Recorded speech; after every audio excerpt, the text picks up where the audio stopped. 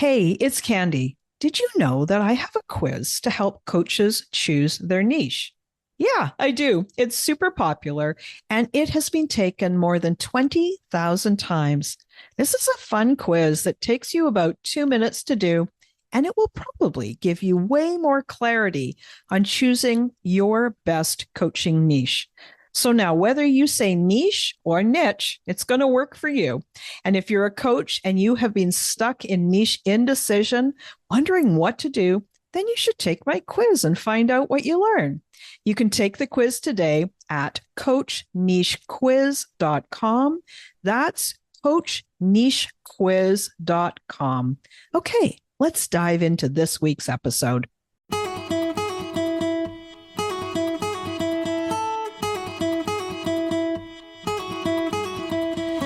Welcome to She Coaches Coaches. I'm your host, Candy Motzek, and I'm going to help you find the clarity, confidence, and courage to become the coach that you are meant to be. If you're a new coach, or if you've always wanted to be a life coach, then this is the place for you. We're going to talk all about mindset and strategies and how to, because step by step only works when you have the clarity, courage, and confidence to take action. Let's get started. Hey, everybody, and welcome to this week's episode. I am so glad you're here. We are in the middle of October right now, and I can just feel how fall is starting to come. I took my dog out for a walk this morning.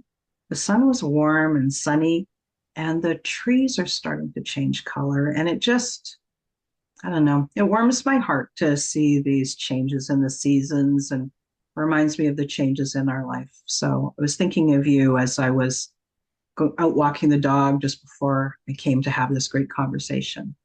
So I also have a fabulous guest for you. Let me introduce you to her. Aransas Savas is a veteran well-being and leadership coach. She's certified by the Institute for Professional Excellence in Coaching, IPEC, right? And the ICF. She spent her career at the intersection of research, behavior change, and coaching. She is the host of the award-winning Uplifters podcast, which features the stories of inspiring and impactful women and the mindset techniques that they use to care for themselves. She's the creator of the MET Mastery Program, and that helps overwhelmed women reclaim their meaning, energy, and time, and cultivate creativity and courage capital.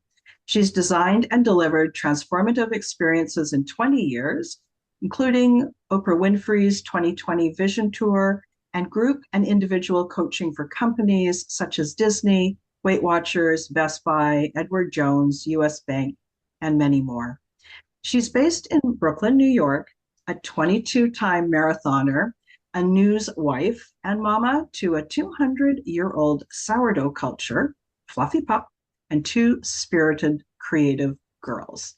So welcome to She Coaches Coaches. I love your bio. And as we were talking just before I hit record, there is something that is slightly changing on there. Can you talk about that today? Yeah, most of it is still the same, but that little location spot is being updated. So we're in the process of moving right now, and it's been a wild ride. We've lived in New York for 25 years, and now we're moving just across the water. I can literally see Brooklyn, and I'll still be spending lots of time there and collaborating with lots of folks there. But we will have a home base in another state with an entirely new little village life. Wow. It's just like night and day, right? It's to Yeah. go from that one to the other. What a great transformation. I love it. I'm really excited to talk to you. And we were just talking a little bit before we got started. And there was this thing that sort of came up about women just bearing too much of the burden, like they just feel like they've got the weight of the world on their shoulders while they're juggling multiple plates.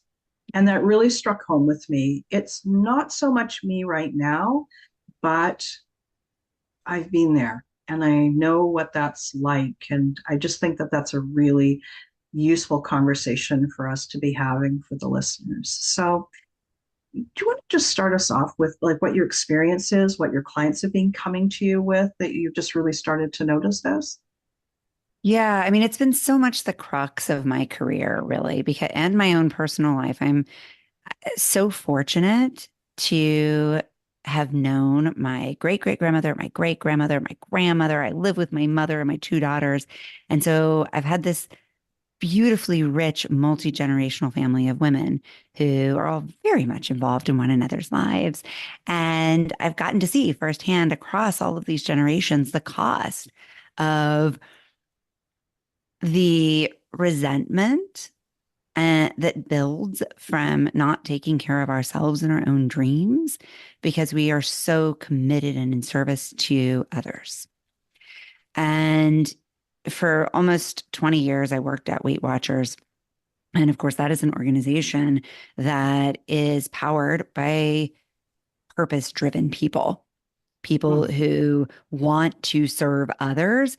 And unfortunately, often at the cost of their own well being.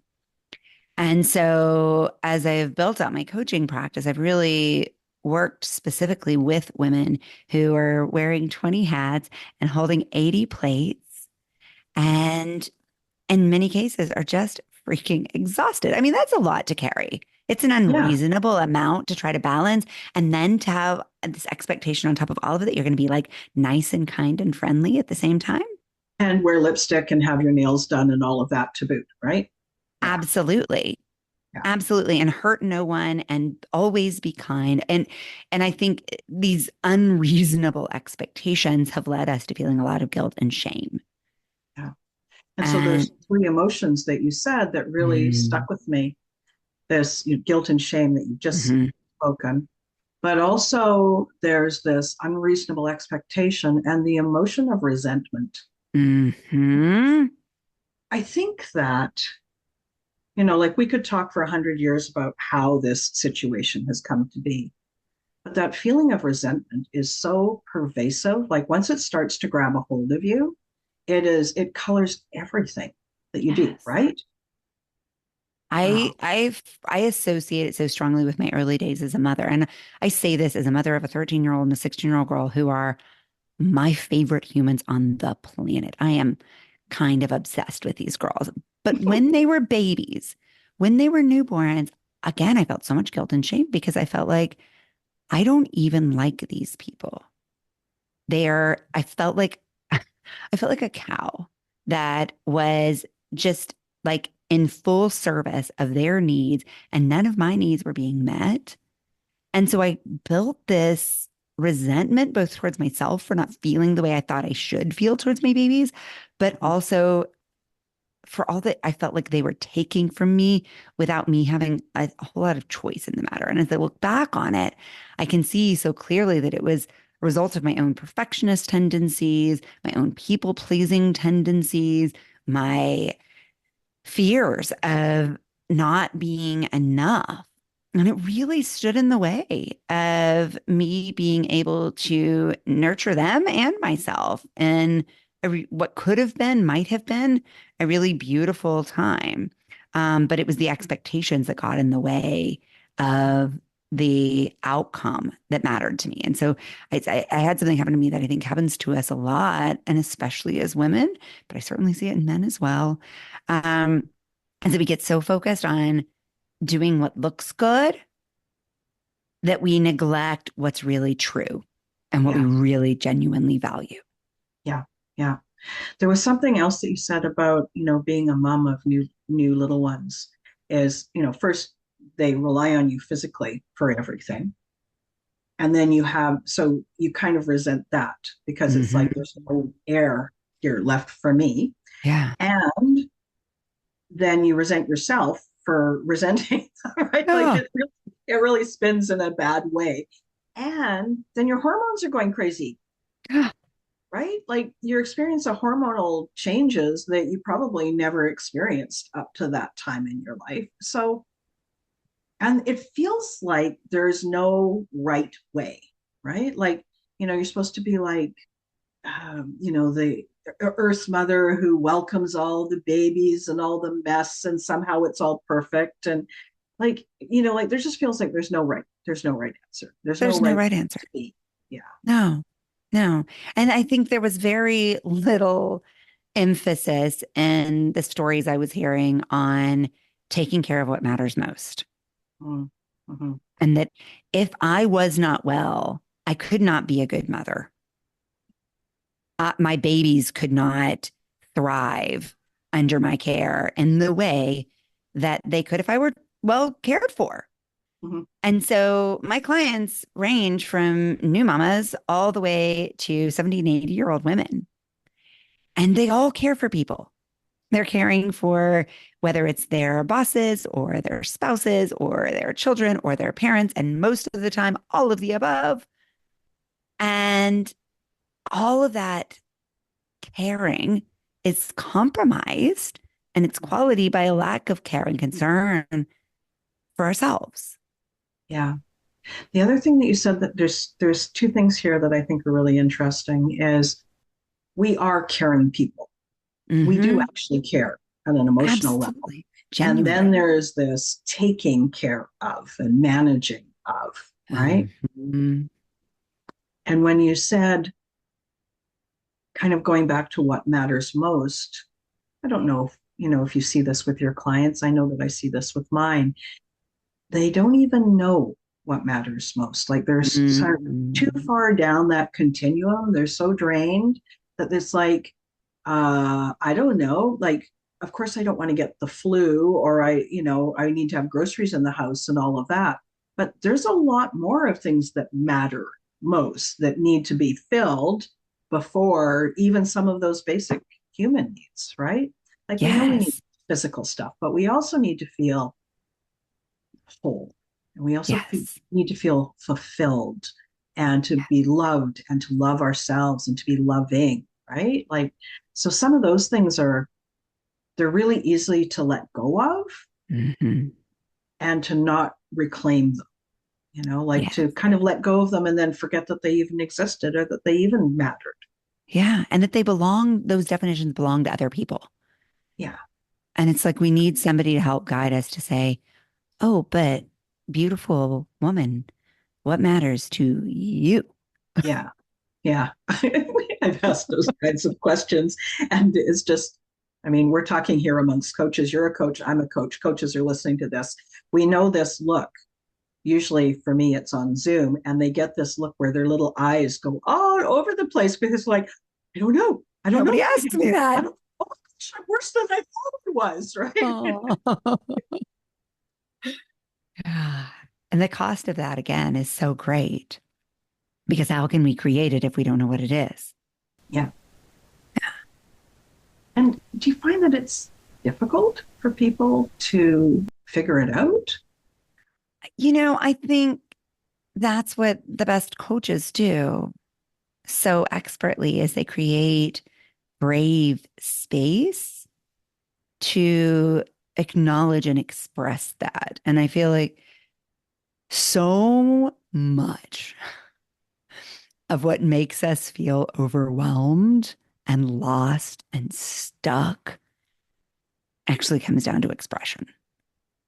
We're not saying and showing what we want, need, and value. Yeah. Yeah. Why not? Sorry, that wasn't a cultivated question, but I'm like, well, why not? Yeah. I think it comes to so many reasons. We don't feel like it's nice. We don't feel like we deserve it. We worry that we're not going to be loved or accepted. We worry that people will leave us. And that the best, easiest way to be valued is to just go with the flow and do what others have done or what looks good or what looks safe and right. And yet then we feel really messy and junky because all of the truth is locked up inside us. And we're like, why does nobody give me what I want? Well, it's because we didn't give them the data they needed. And so, it's in some cases it's because people simply aren't capable of giving it to us, right? And that's a whole other thing. But so often the women I work with and myself, I'm surrounded by loving, compassionate, caring people because I've cultivated that. I'm so fortunate.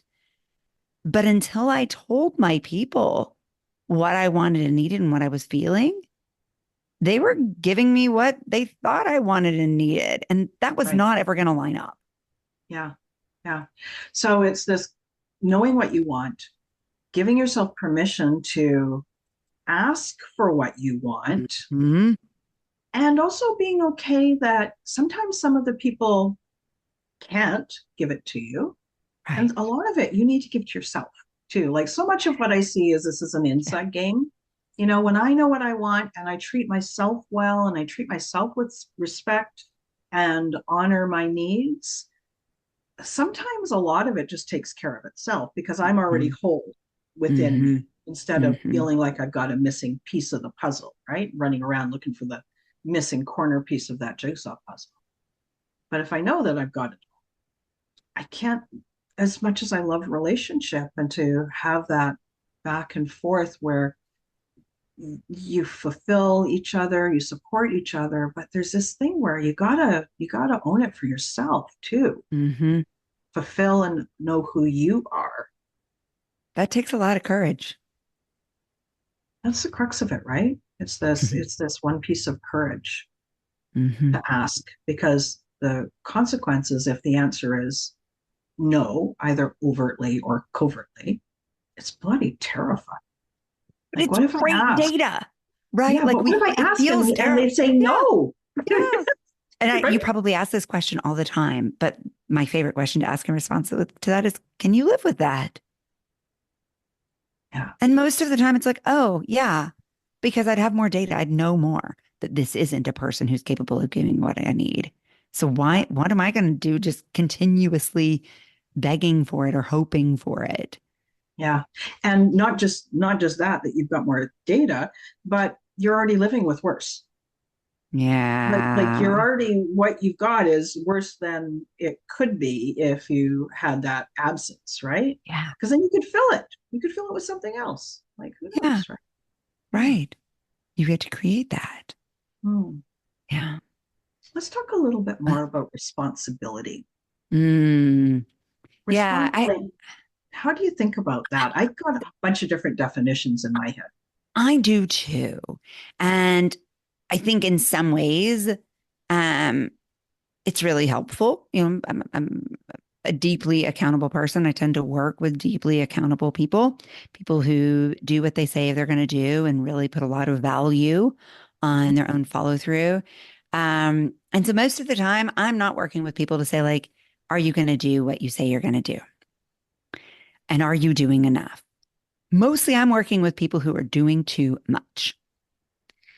And so responsibility and that feeling of responsibility has become a burden. And it's feeling responsible for your husband's energy level and well being, or your children's energy level and well being, or your parents'. It really does come down to energy and well being. Um, and, it's all these other people and feeling like if I don't do enough for my boss, my partner, my kids, my parents, then they're not going to be okay and I'm not going to be okay. That is simply faulty logic, right? Yeah. It just Mhm. doesn't work out. And yet that feeling of needing to take care of everyone, that it all hangs on our shoulders Mhm. is incredibly overwhelming. And at the end of the day, not helpful. It is Yeah. disempowering to the people we care about. Yeah. And so Yeah. I think we need to take a break from responsibility a little bit to release some of those expectations of responsibility from ourselves and say, not my problem. I love you and your well being is, it matters to me. I care about it, but it's your responsibility in Mhm. the most loving way. There's a respect as well, Yeah. right? Like when Yeah. you say that to somebody that you're in relationship with, like sometimes our responsibility when it goes to that side, there is a feeling of they can't, so I have Hmm. to. Mm-hmm. And somehow we just don't respect that they are actually quite capable. Yeah. And then we've got the control issue that goes along with it, right? It's like, wait a minute, do they even want to be controlled or have you all responsible for them? They probably don't. They probably wonder, why are you mucking in my world? Right? Yeah. Well, and I mean, it takes away their own personal agency, creativity, and Mhm. resourcefulness, right? It diminishes their self-efficacy and their Mhm. belief in their own capability. But it puts more on us. It puts certainly that burden of responsibility on us, but it's also just exhausting because as an Mhm. energy source, it's not coming back to us. It is, it is actively depleting. And, I think you used a beautiful segue there as you said that, which is to acknowledge and validate their needs and their capability and resourcefulness and to show them that you believe in them. Yeah. That is so much more powerful. And it's not even to just say, I believe in you, but it's to show that I believe in you by not getting all up in your stuff. Yeah. Yeah. And to think it too, because if it Yeah, comes to, yeah, right? yeah. Like to remind yourself, hey, you got this. Don't worry. I Hmm. know you got hmm this. You're going to be hmm fine. You're going to figure hmm this out. And I'm not the owner of the only solution to that particular challenge or situation. You get to figure it out. Yeah. Yeah. Yeah. Imagine how energized women would be if they didn't need to take care, not take care or not care of, but to take on somebody else's responsibility for their own life. My goodness. And how much more energy we would have, how much more time we would have, Yeah. how much more meaning we would be able to experience. Because I think so often, right, we are doing, and we are busy and we are fixing. And there's something in psychology called the writing reflex. And the writing reflex is very strong in coaches and in caregivers of all types. And it is this urge to fix what we see as wrong because we tend to be hyper empathic, intuitive, and aware of other people's experiences. And so we can kind of step back and say, like, I can see how this could get better by this different path. And so we want to get in there and we want to help. Mm-hmm. And yet, for all the reasons that we've talked about, it actively works against the other person's self efficacy and ultimately leaves us feeling frustrated and annoyed because nobody likes advice unless it's asked for. Yeah, agreed. And then we don't like it either. We get No, and frustrated, then we're right? hurt and we're like, but I see. Yeah, Yeah, 100% dysfunctional. so hard, so hard. Yeah. One of the things that's in your bio that I'd love to hear your thoughts on the connection between this over responsibility and exhaustion and Mm, creativity and expression. mhm. Yeah. So I believe that stress and creativity are opposite ends of the spectrum. So when we are under acute stress, our perspective becomes very narrow, right? And this is, of course, trained biologically. We're trying to outrun the lion. It was really important that you stay focused on just outrunning the freaking lion, Mhm. right? Like, don't look around you. Just haul Run. butt in the direction you got to go to get away from Yeah. the lion. Single-minded focus. Well, because of all the stressors that we experience, things like all these plates and hats and responsibilities and all of this, right? Like it shows up as collective stress. And so all we are doing in the moment every day is just like, okay, how do I keep this plate off the ground? How do I keep the, okay, now I'm gonna, and we become so focused on surviving our stresses that we limit our superpower, which is the ability to step back, expand our perspective, look around, see what happens when this thing off to the right and this thing off to the left come together to synthesize and create something new and beautiful that wasn't there before. Well, we Mhm. can't do that under stress. And so if we want to put ourselves into that mindset of creative expression, and that comes in all forms, right? Everything from courageous conversations, like we were just talking about, to say, your thing is your thing and my thing is my thing. And I love you and I believe in you, but I'm going to focus on taking care of me. Um, to writing that book that you always wanted to write, or making the film, or learning how to ride a horse, whatever those creative, courageous expressions are, we can only do that from a place of a lower or absent level of stress. And so the less stress we have, the more expansive, creative perspective we create for ourselves. And so that means we have to manage our stressors. Right. And for most women, that looks like carrying a billion things and learning how to put down at least a few hundred of them.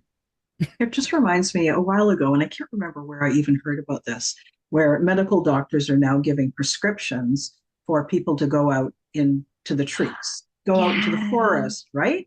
And it reminds me that maybe there should be some prescriptions like, okay, it's time for you to go and get, I don't know, go plant some flowers, go and garden, go and learn how to knit, go and, grab some great coloring pencils and a wonderful sketch pad. Like that could be a prescription, right? Yes. For 10 minutes. Like that's it, 10 minutes a day. You go and do that for 10 minutes. You allow yourself to have a little bit of fun and let go. And I bet a lot of the stressors would just back off. Like you don't even have to manage them. They're No. gone because you've replaced it, right? You've actively Yeah. created change. And I love what you said there from a behavioral science perspective. You're really keeping it small and crisp and habituated, right? So saying, just do this for 10 minutes a day. And what I have found, and I first observed this when I was creating programs for Weight Watchers globally, I noticed that you would talk to these people all the time who were like, I'm stuck in my weight journey. And I've done all the things I'm supposed to do, and I'm doing everything right. And I'm eating all the things you're telling me to eat. And I'm doing all the exercise you're telling me to do. And I'm doing everything and nothing's changing. And what we observed through trials was that for those people, when they were in a stuck place, what had to happen is change, right? So, Mm-hmm. and oftentimes this wild surprise would happen. They would go on vacation. They would eat less healthy. They weren't thinking about their water. They weren't thinking about their exercise. They were just like in exercise mode. Or they were just in vacation mode. And so, yes, they were eating differently. They were moving differently. They were sleeping differently. They were also reducing stress, and they would come back and these plateaus would break. Yeah. And that phenomenon is one I have seen in domain after domain in our lives. So our relationships, our professional lives, our creative lives, you name it. If we feel stuck in one area, we need change. And it doesn't have to be a massive week-long vacation. It can literally be changing how you spend the first 10 minutes of your day. Yeah. I love this. And I agree that I see this in a number of different people as well. And as you were describing it, it just sounded like the minute that you feel like you're white knuckling it, Yes. that's your sign. You've gone too Yes. far, right? Like it's not going to work now, Right. right? Like you've Right. got to let go. You got to go and do something fun. Hmm. Same for all that relationship we were just talking about. Yeah, yeah, exactly. So there's this new need for this prescription to go and do something fun, however you describe it. For The I doctors aren't going to do it, though. I think, at least no, for but now, we it's can you do it and me. ourselves. But we can do it Yeah. ourselves, right? Yeah. Yeah. And we can do So it for our for clients. me, I don't know about how you do it with your clients, but I'll often say, okay, go and write 100 ways, like way too many ways that nobody can ever think of. Go and write 100 ways that you could go and have fun for 10 minutes, right? And then they've got their own prescription right there, right? Mm-hmm. Yeah. Mm-hmm. I love that. I talk in my book and with my clients about tiny daily luxuries, TDLs. Mm-hmm. And it's these little things that just feel juicy and luxurious. And it is a symbol to ourselves that we are worth investing in. I love that. Yeah. Something just, yeah, something really deeply personal and juicy and just luxurious, you know? Yes, It just doesn't have to be a big because. thing. Yeah. No. Yeah. And like there's so many of those things, it's just like, I mean, right now I've got outside my window, I've got a hummingbird feeder and there's a little hummingbird zooming around, which happens all the time. But for me, that's like just to see that makes me happy, right? But to notice that is a thing. And then I also very consciously fill up my hummingbird feeder so that I've created the environment for it, right? So it's like I primed it, which is kind of Yeah. cool. Oh, I Yeah. love that. Talk a little bit more about your book. I want to hear about that. So it's very much in progress. It's been such a labor, in a way I didn't expect. Um, and I'm some days I'm doing it because it's hard, Mm, because it feels like it's taken so much focus in a way that I don't generally allow for in my life. And it's been very much self-motivated. So I show up for my coaching clients on time because we have an appointment. And yes, I want to be there, but I show up at that time with full focus because that is the commitment I have made to them and to our work together. And I get so much out of it. But there is this shared accountability there. But just showing up for the creative process day after day and pushing myself to love it mm, has been mhm. such a fun ride. And I have a lot of creative outlets in my life and I really value them. Um, but for the most part, I'm a pretty playful person. And so I'm like, this feels good. Let's go and see what happens. And let's I learn and think let's that's adapt. really cool. There's a connection between a couple of different emotions that you don't normally hear. So the connection is the connection of intention Mm, and creativity. Instead of allowing creativity to come where it may, you may go and wander around for 24 hours and maybe it drops in your lap for 5 minutes.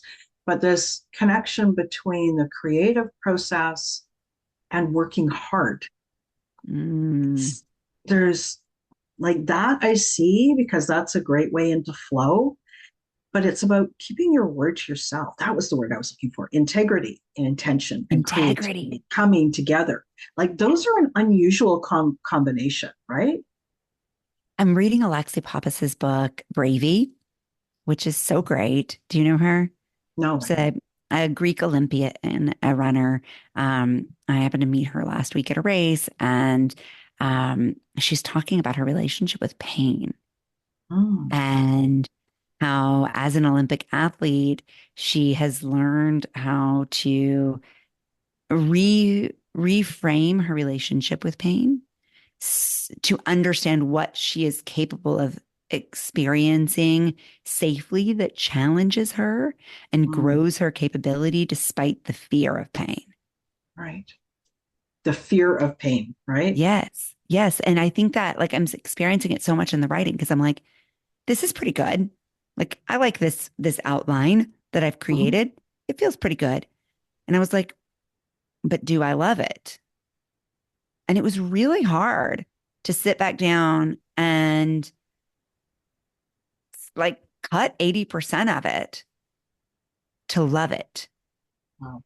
And so it really has been, I think, this process of, and I love the word you use, integrity. This is something I actually open the book with, is this idea that it is about showing up for ourselves with the same integrity that we show up for everyone and everything else that we care about.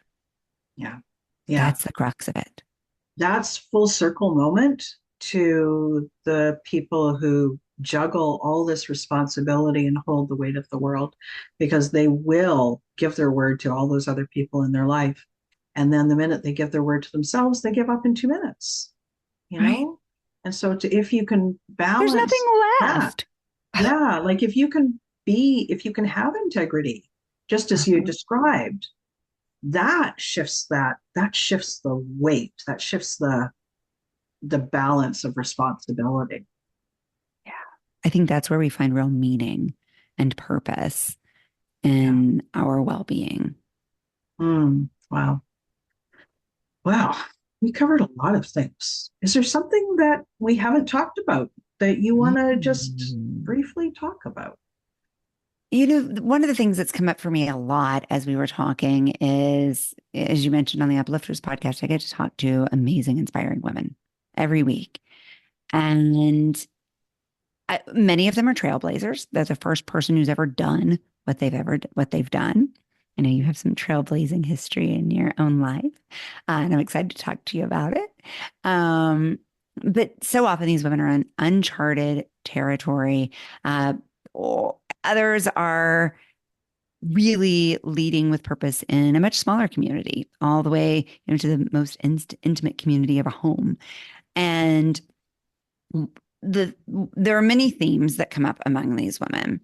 But the one that's come up for me as I'm talking to you over and over again is this reminder I've heard so many of them say, which is that resentment comes from not holding our own boundaries. Oh, yeah. Right. And so it's Mm-hmm. not about everybody else holding them, Yeah. but it's about actively practicing, even if it doesn't look and feel like flattering, is the word I use a lot. Right? Like it's not always sexy to take care of our own boundaries. We don't always like look nice and kind and friendly and adorable doing it. Um, but it is the baseline for all of this That's so interesting. is staying true to ourselves. Right. Yeah. That's so interesting that you can see that through line through all of Over and those women. over. I Yeah. mean, I will tell you the other three lines worth noting are that through absolutely horrific circumstances, for so many of them have overcome just extraordinary odds.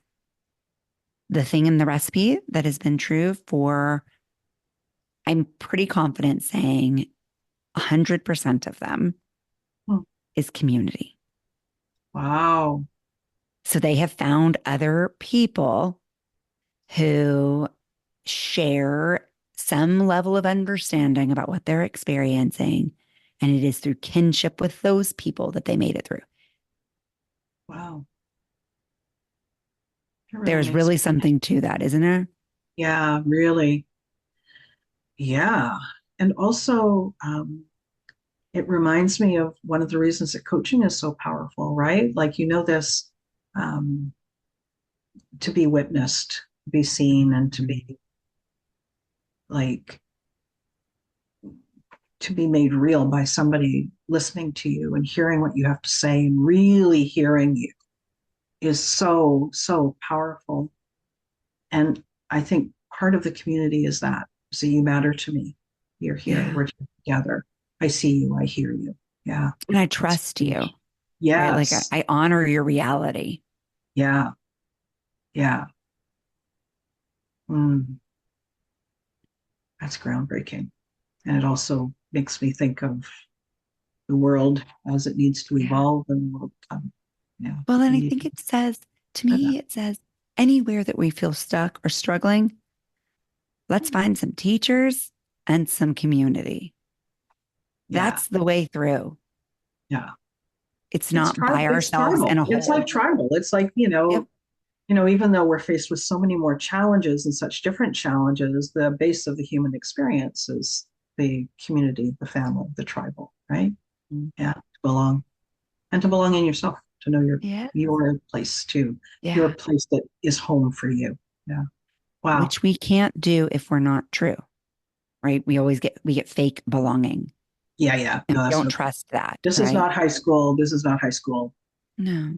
But it's also Like, not like you love the me that I show you, the nice little masked version of me. Mm, mm, I want mm. you to love the real me, the like messy, weird, awkward, says things that she would never say out. I want you to love the me. Yeah, yeah. Yeah. And it starts with us learning how to do that for ourselves, Yep. right? Yep. Cool. Well, I love this. Me Share too. with people how they can learn more about you, how tell them again about your podcast and all of the ways that they can come and be part of your community. I would love that. So I am over at aransasavas.com as kind of a consolidated view of all the things. But I would love for you to come hang out with me over at the uplifterspodcast.com. It's where I publish my newsletter and the podcast. And it is I love Substack anyway. I just think it's such an amazing platform and community. It's like the best of the social media platform as far as I'm concerned. Because I just like find the most interesting people. But it's a place where I get to really fulfill my mission, which is to support and celebrate the women who are supporting everyone else Mm. and to share their stories to help us all learn from one another's stories and experiences so that we can do more and be more of what we want and what we love doing. And so over there, you'll find stories. I post there probably 3 times a week with newsletters. Monday, we usually share some sort of uh, practical practice for uplifters and a reflection. On Thursdays, I send out our weekly podcast episode. And on Friday, newly, I published the Courage Chronicles. And I'm mentioning that because it's been bonkers to see how people have responded to it and how much we just need, I think, access to stories of courage. And so there I highlight my own reflections on teeny tiny, often ways that I'm showing courage and practicing it so that I believe in it, but also ways that I'm seeing it out in the world. So totally free to subscribe and would love to connect with folks there. Oh, wonderful. I'll make sure to put all those links in the episode notes. Thank you Thank so you. much for joining me. I appreciate it. Really enjoyed our conversation. You're so All right. wonderful. Thank you, Candy. Yeah. Okay, everybody. Wow. I hope you listen to this episode more than once and take away the places that you're going to practice integrity with yourself and to look for those places of creativity and courage and community, all of those things. Thank you so much for joining me this week. Have a great week. Thanks again for listening today. Please hop on over to Apple Podcasts and leave a review. Also, I would love to hear from you. Did something that I say resonate? What else would you like to learn about? Click the link in the player and leave a comment on the post.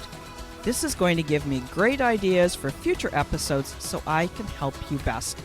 Join me again next week for more coaching, support, and teaching to help you become the confident coach you are meant to be.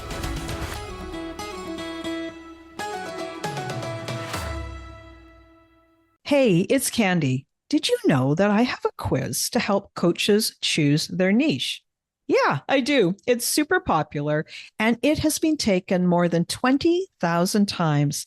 This is a fun quiz that takes you about 2 minutes to do, and it will probably give you way more clarity on choosing your best coaching niche.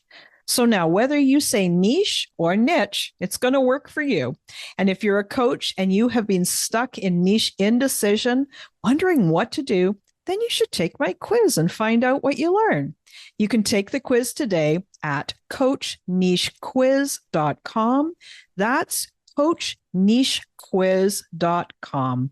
Okay, let's dive into this week's episode.